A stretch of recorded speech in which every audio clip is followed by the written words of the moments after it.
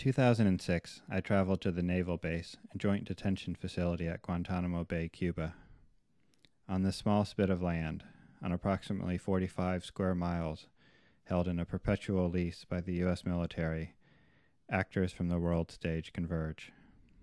American interrogators attempt to wrest information from Muslim unlawful enemy combatants.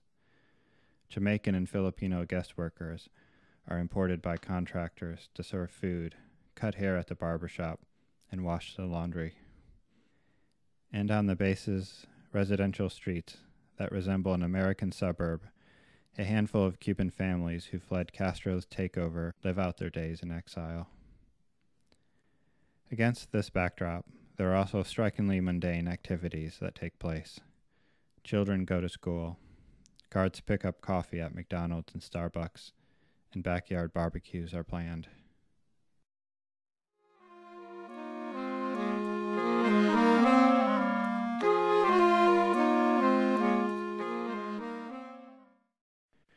Restrictions by the military made making photographs of people at Gitmo impractical, so I chose instead to photograph the environments that people create and inhabit, rather than the people themselves, the stage sets rather than the players.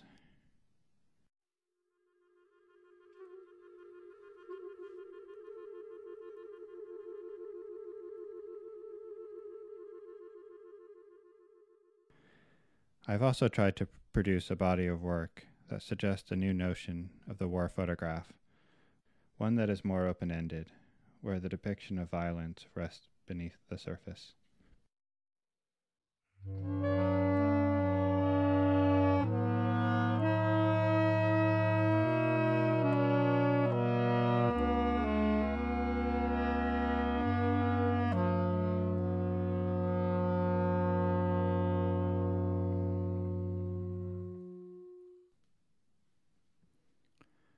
From 1999 to 2001, I worked as a photo archivist at the U.S. Holocaust Memorial Museum in Washington, D.C., where I spent my time reviewing tens of thousands of images in the collection.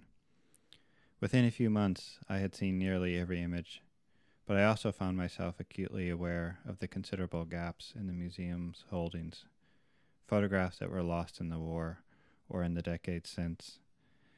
There were also gaps for the locations and events in which no photographs were ever made in the first instance. When I began photographing the American home front during the present-day wars in Iraq and Afghanistan, I kept in mind my experience as a photo archivist as I shaped my project.